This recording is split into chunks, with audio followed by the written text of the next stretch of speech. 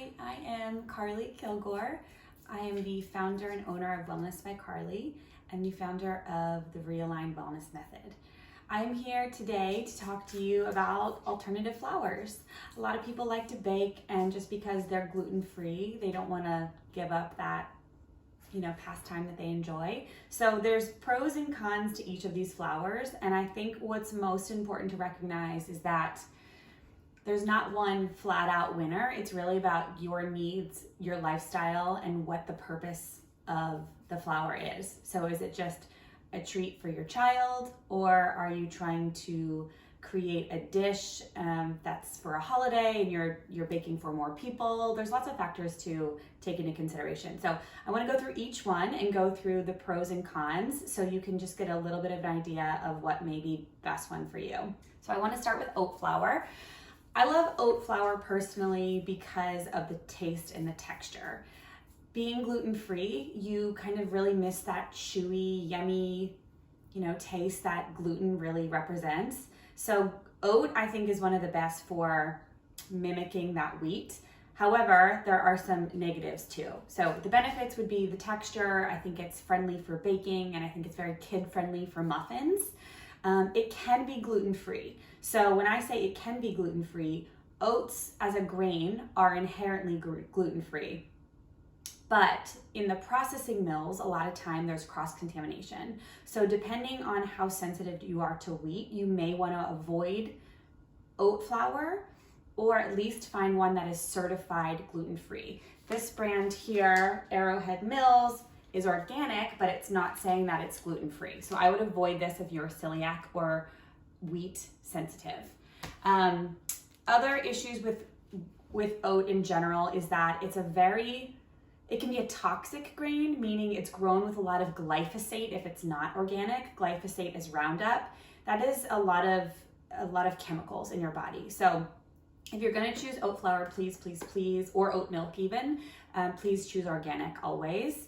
I think the other thing to know about oat is that it is a grain, so it's not autoimmune paleo friendly. So if you are having autoimmune issues, this is probably one to avoid. But if you're in general just trying to avoid gluten and clean up your diet and mimic a very yummy, texture, then I think oat would be a good choice for you. Next up is almond flour. So this is probably one of my favorite.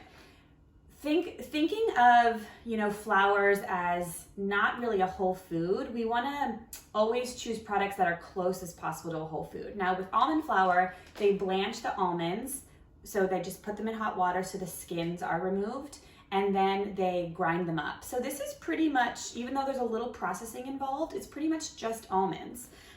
Always you want to look for organic when possible.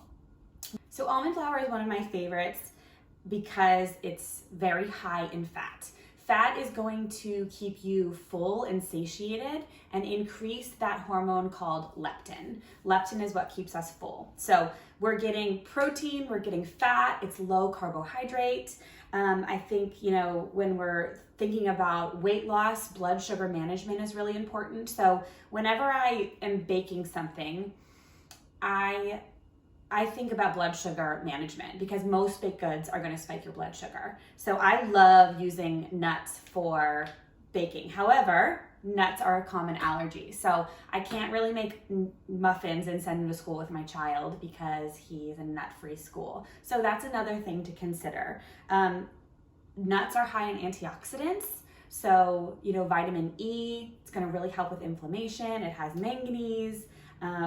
I would say the only really negatives of almond flour are that one, it's a little bit high calorie. So think about how high calorie nuts are when you grind it into a flour and you're making, a full dish out of it. It can be pretty high calorie. And also when we're trying to mimic wheat, it's a little crumbly. So it's not the most friendly for creating dishes. But this, I would have to say, is one of my standout favorites. What do we have next? Buckwheat flour. So this is fun. Buckwheat sounds like wheat, but it's actually wheat-free. And it is not even a grain. It's a fruit that is in the rhubarb family. So buckwheat is really high in magnesium and antioxidants, and it's also high in what's called inositol. Inositol is something I use clinically to help people address blood sugar management, polycystic ovary syndrome. It's in the B family, so that's a really great nutrient to get out of buckwheat flour. A positive or a negative of buckwheat flour would be that it has a little bit of a sweet taste. So if you're looking for a savory taste, you might not want the buckwheat, but otherwise it's a great alternative, and something for pancakes is really nice. Okay, coconut flour. Coconut flour doesn't have a ton of negatives, to be honest. I think that for me personally, I don't use it a lot because I don't like the taste of coconut. So it really, anything that you create, it's going to take on the taste of coconut. So that's the big negative for me. Health-wise, I think it's amazing. You know, all of these flours are gluten-free. So this is gluten-free. It is AIP, so autoimmune paleo and autoimmune protocol friendly. It is low in carbohydrates, so great for blood sugar management. I would say the only negatives were taste, and it has something called inulin, which is a fiber, and that can cause fermentation. So there's positives and negatives. The negative would be if you have some dysbiosis or gut things going on, it can cause some gas and bloat and discomfort. On the positive, inulin is a prebiotic. So if your gut is really healthy, coconut will act to feed your beneficial bacteria. So again, there's going to be goods and bads for all of these, but I would say, you know, coconut or almond are two standouts in my opinion for the nutritional composition. Okay, what's next? The last one is cassava. Now this is newer on the scene. Cassava is made from a Brazilian root. It's actually a resistant starch, so it mimics soluble fiber. That means it can balance blood sugar. It can, again, support your gut bacteria in a positive way, and it can balance your blood sugar. So it really slows down the digestion of the carbohydrate. This is probably one of the most friendly in terms of baking. It really mimics that chewy texture, like I was saying about the oat flour, that we miss when we give up wheat. So it's really beautiful for, you know, breading like chicken fingers and then frying them to get a nice crisp. I've made muffins out of it. I just think it's very baking friendly. On the negative side, I would say it's higher in carbohydrates. So again, we're getting that blood sugar spike, and it can lead to weight gain. This is a little bit more difficult to find organic, so we are looking at some toxicity possibly if you can't really find it organic. And then I would say the last negative of cassava is that it does contain some anti-nutrients.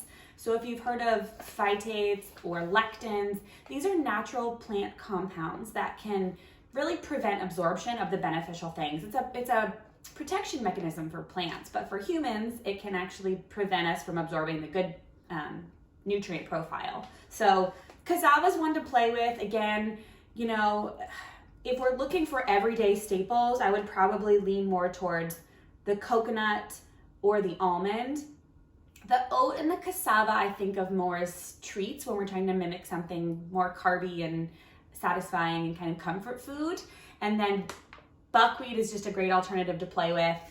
Again, if we have a wheat allergy and a nut allergy and we don't like the taste of coconut, right? We're just looking for other alternatives. Buckwheat is something to play with. I love making pancakes with it. I hope this was helpful. Hope it's not overwhelming. I think again, it's about taking a step back and understanding your body and what's best for you and your family, and then what, you know, the taste profile is that you're looking for. Because with baking, alternative baking with gluten-free flours, I think a lot of it is about experimentation or leaning on recipes for the experts that have figured it out themselves. Thank you for listening, and please visit me on Instagram at Wellness by Carli or on my website, wellnessbycarli.com, and have a good day.